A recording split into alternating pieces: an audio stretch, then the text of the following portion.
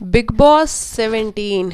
चलिए बात करते हैं क्या क्या हुआ आज के एपिसोड में देखो, संडे का जो दिन होता है वो दिन ये लोग प्रमोशन के लिए रखते हैं। तो इन लोगों ने करवाया प्रमोशन। वो एक करण कुंद्रा और उनका जो शो आ रहा है मौनी रॉय का, कौन सा टेम्पटेशन करके, कोई आइलैंड आइसलैंड बोल रही हूँ मैं, टेम्पटेशन आइलैंड करके कोई शो आ रहा है कपल्स का, जो कि है भाई उसका प्रमोशन करवाया। चलो ठीक है, करण कुंद्रा देखने को मिले क्योंकि कुंद्रा भी एक पॉपुलर फेस है और मज़ा आया था करण के बिग बॉस में। मतलब ज़्यादा मज़ा नहीं था, लेकिन हाँ, करण कुंद्रा और तेजस्वी का जो रिलेशन था वो आज भी है, तो ये बहुत अच्छी बात है।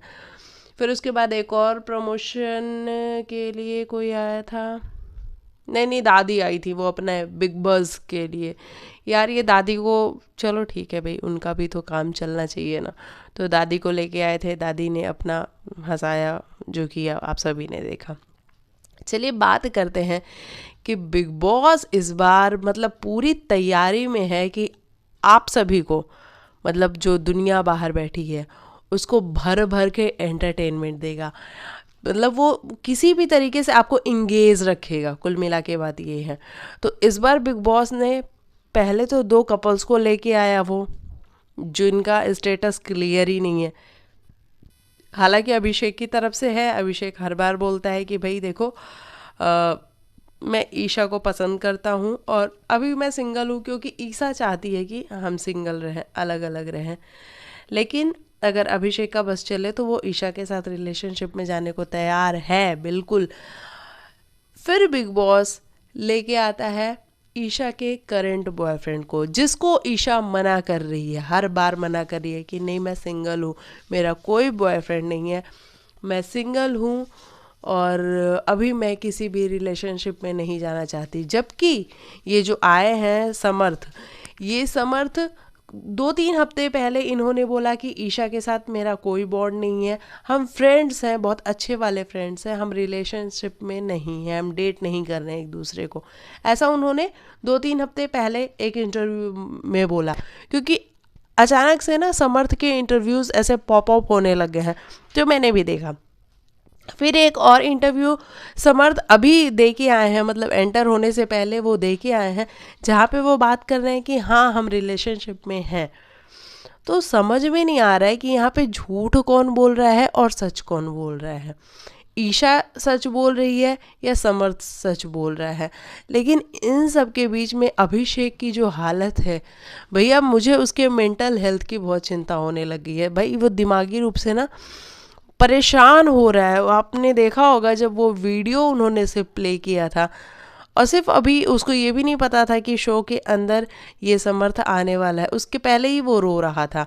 मतलब वो कहीं ना कहीं बहुत ज़्यादा कनेक्टेड है ईशा से, बहुत ज़्यादा, मतलब बहुत ज़्यादा, जिसको आप एक्सप्लेन नहीं कर सकते। क्योंकि उसका जो रोना होता है ना, वो आपको ये बताता है कि कोई सिर्फ शो के लिए, टीआरपी के लिए इतना फूट फूट के नहीं रो सकता है। तो कहीं ना कहीं वो रियल लगता है। और जो उसका रोना था, उसका रोना देख के आई थिंक सभी की आंखों में पानी जरूर आया होगा, आंसू आया ही होगा डेफिनेटली। तो उसके बाद बिग बॉस लेके आ जाता है समर्थ को, और समर्थ आगे कहता है कि ईशा हम तो डेट कर रहे हैं ना, जबकि ईशा सामने से नकार रही है कि समर्थ तूने ऐसा क्यों बोला कि हम डेट कर रहे हैं।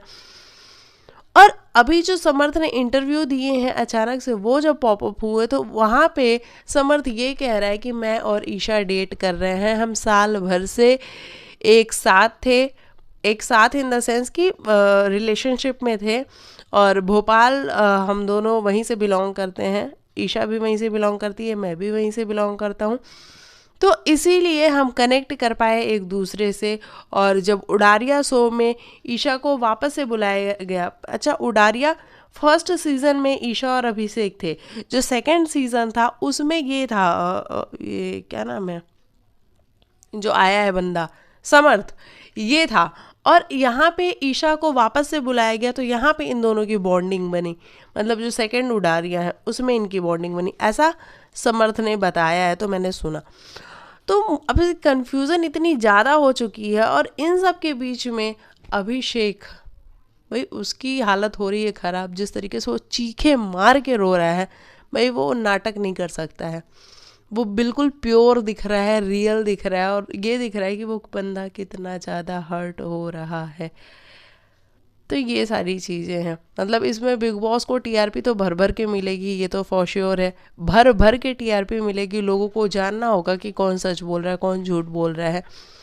लेकिन किसी के इमोशन का क्या, किसी के इमोशन का क्या, वो इतना टूटा हुआ है, वो इतना बिखरा हुआ है, उसका क्या। तो चलो देखते हैं बिग बॉस में बाकी अभिषेक आगे क्या कुछ करता है और ईशा और समर्थ मिल के क्या करते हैं, वो तो देखने वाली बात होगी। वैसे हम एपिसोड की बात कर रहे तो एपिसोड में ज़्यादा कुछ था नहीं। हाँ, बिग बॉस ने वो डॉक्टर वाला वो बनवाया था, सेटअप बनवाया था, वहाँ पे दम वालों की फिर से एक बार दम निकालने की कोशिश की गई कि भैया ये लोग बिल्कुल फुस है, नज़र नहीं आ रहे। तहलका है तो घर में, लेकिन तहलका वो नहीं है, बल्कि अभिषेक ही है तहलका, थोड़ा बहुत लड़ाई झगड़े कर लेता है, ऐसा दादी ने बोला। तो दम वालों को बुलाया गया एक एक करके कि आप लोग बताइए कि इन लोगों में क्या कुछ बीमारी है। तो अनुराग को बुलाया गया, अनुराग ने अंकिता को बुलाया गया, अंकिता को बुलाया और कहा कि भैया इनकी जो जवान है ना, वो मुझे थोड़ी कम पसंद आती है, क्योंकि ये जब बोलती हैं तो फिर बहुत ज़्यादा बोल जाती हैं। और सलमान खान ने हालांकि वहाँ भी अनुराग की टांग खींच दी और कहा कि अनुराग आपको थैंक यू बोलना चाहिए अंकिता को, कम से कम अंकिता की वैसे आप 2 मिनट दिखे तो स्क्रीन पे, वैसे तो आप गायब रहते हो शो में, बिल्कुल ही गायब हो आप। दादी ने भी आके टांग खिंचाई कर दी कि अनुराग ये अपनी पिक्चर्स लो और सारे कैमरास पे जाके लगा दो, अपनी पीठ पे पेट पे लगा के घूमो ताकि घर में अनुराग नज़र तो आए।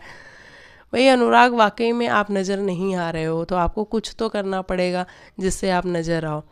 अनुराग के लिए स्पेशली मैं फिर भी अरुण और तहलका को कहूँगी कि एक बार वो नज़र आ जाते हैं, अरुण का जो थोड़ा बहुत फ़न वाला साइड है वो दिख जाता है, तो 1 मिनट आपके चेहरे पे स्माइल भी आ जाती है अरुण के वैसे। लेकिन अनुराग बिल्कुल भी नज़र नहीं आ रहा, और उसकी भर भर के ये लोग बेइज्जती कर रहे हैं और कुछ नहीं कर रहे हैं शो में कि अनुराग तू तो नज़र ही नहीं आ रहा। भाई अभी ये जो राइडर है ये बादलों में राइडिंग कर रहा है, सलमान खान ने ऐसा बोला। तो ऐसा हो रहा है, अनुराग आपको कुछ करने की ज़रूरत है, बहुत ज़्यादा कुछ करने की ज़रूरत है। अच्छा, वहीं पे दादी को बुलाया गया, दादी ने बुलाया मन्नारा और अंकिता को कि आप दोनों आओ और अपनी अपनी एक्टिंग का जो प्रदर्शन है वो करके दिखाओ।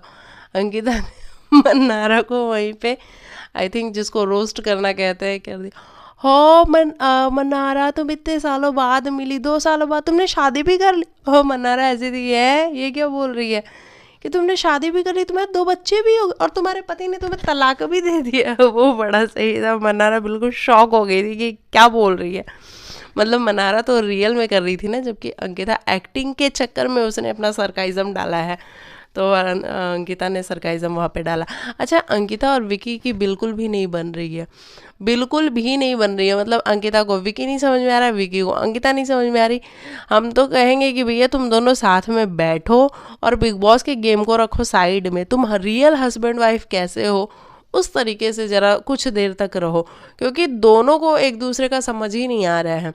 अंकिता कुछ कहती है तो विकू को बुरा लग जाता है कि भाई अंकु तू ऐसे क्यों बोल रही है, और बिकू तू ऐसे क्यों बोल रहा है। तो दोनों एक दूसरे को समझने को तैयार नहीं, और बल्कि मिसअंडरस्टैंडिंग इतनी ज़्यादा बढ़ गई है कि अंकिता कहीं ना कहीं परेशान हो रही है। और अंकिता को कल समझाया भी गया है, तो अब अंकिता हर बात पे अपना स्टैंड लेने लग गई है, और हर बात पे वो अपने डिसीज़न को विक्की से अलग करती है। जैसा कि हमने देखा कि जब विकी पानी में डुबोया उसने खानजादी का चेहरा और ईशा का नहीं, जबकि उसे करण कुंद्रा ने ये क्वेश्चन पूछा था कि ये बता दे कि कौन ऐसा है इन दोनों में से जो कि आगे चल के जो कि अपना गेम इंडिविजुअली नहीं खेल रहा है, ऐसा कुछ क्वेश्चन पूछा था। तो वहाँ पे विकी ने खानजादी का चेहरा डुबो दिया, जबकि अंकिता का जो ओपिनियन था वो ये था कि मैं ईशा को कहूँगी, क्योंकि ईशा ने अभी तक अपनी कोई इंडिविजुअल फाइट नहीं की है घर के अंदर, और खानजादी तो अकेले अपना झंडा लेके चल रही है और अकेले ही सबसे लड़ रही है, भिड़ रही है, बातें कर रही है। तो इस तरीके से अंकिता और विकी का जो मैं ये कहूँगी डिसीज़न था डिफरेंट दिखा आज। फिर एक और जगह डिसीज़न देने की बारी आई जहाँ पे सना और सोनिया में से डिसाइड करना था कि कौन घर के अंदर रहेगा और कौन घर से बाहर जाएगा। तो वहाँ पे विकी ने सना को बचाया और वहीं सोनिया को अंकिता ने बचाया।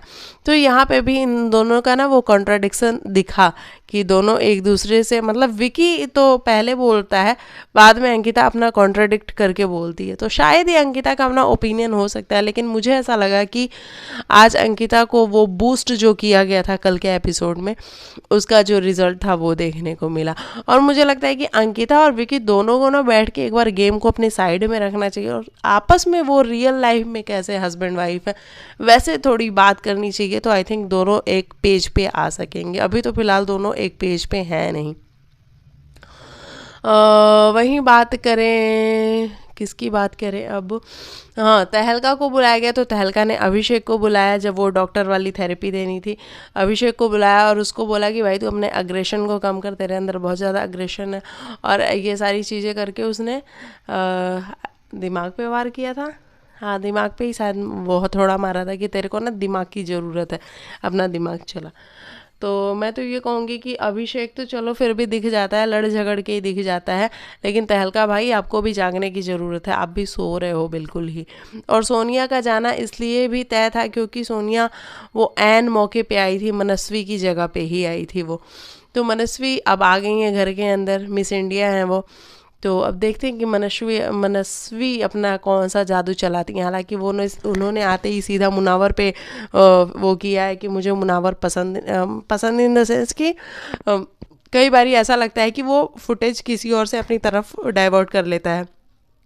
ये वाली बात आई थिंक जो मनस्वी ने करी, ये बाहर लोगों ने भी बात करी है कि जब अनुराग रो रहा था अपनी मदर के लिए तो तो मुनावर भी अपनी मदर के लिए रोने लग गया और उसने अपनी कहानी बतानी शुरू कर दी। तो बहुत से लोगों का ये कहना था कि मुनावर बहुत समझदार है, उसको पता है कि कैमरा अभी इसके ऊपर गया है तो मैं इतने में फुटेज ले लेता हूँ। लेकिन मैं ये समझती हूँ कि देखो, किसी के इमोशन को देख के आपके भी इमोशन बाहर आते हैं। अगर आप खुद देखो, कोई हंस रहा हो तो आपको भी हंसी आती है, कोई रो रहा हो तो आपको भी रोना आता है। तो बस वही था, वो मेरे हिसाब से ऐसा था। लेकिन मनस्वी ने ऐसा बोला कि मुनावर को, मुझे ऐसा लगता है कि वो उसे अपनी बार बार स्टोरी बताने की ज़रूरत नहीं है, उसकी स्टोरी ऑलरेडी दुनिया को पता है। लेकिन मुझे लगता है कि यार ह्यूमन है तो वो स्टोरी भले ही दुनिया को पता है, लेकिन उसके लिए तो वो दुखती रथ है ना, जहाँ पे वो जब भी हाथ रखता है तो उसको दर्द होता है, तकलीफ़ होता है और इसलिए उसके आंसू निकल आते हैं। तो मैं मुनावर को यहाँ पे रियल ही समझती हूँ। और मनस्वी को भी बुलाया गया कि मनस्वी आप आइए और आप बताइए कि आप किसको कौन सी थेरेपी देंगी। तो मनस्वी ने मुनावर को भी बुलाया और कहा कि मैं इनकी शक्ल नहीं देखना चाहती, और उन्होंने लेप लगा दी मुनावर के चेहरे पे। हालांकि बाद में वो मुनावर से बात करती हुई नज़र भी आ रही थी। तो ये रहा मेरे हिसाब से आज के एपिसोड का रिव्यू। बाकी देखते हैं कि कल ईशा और अभिषेक और समर्थ इस ट्रायो का क्या होता है और बिग बॉस इस गेम को कहाँ लेके जाता है। तो ये है पूरा मामला। और कल आएंगे सोहेल और अरबाज रोस्ट करने के लिए। पिछले साल हमने देखा था शेखर सुमन आते थे, इस बार शेखर सुमन नहीं है, तो इस बार है अरबाज और सोहेल, और वो करेंगे रोस्टिंग। उन्होंने कहा है कि भाई हम किसी कपल के ऊपर अपना वो नहीं बता सकते कि क्या सही है क्या गलत है, क्योंकि हम बताएं, क्योंकि ऑलरेडी भैया वो लोग भी अलग ही हो चुके हैं ना। तो ये वाली बात है। बाकी आप लिखना आपको क्या है कहना। मिलते हैं नेक्स्ट वीडियो में, तब तक के लिए बाय बाय, टेक केयर, अपना ख्याल रखो।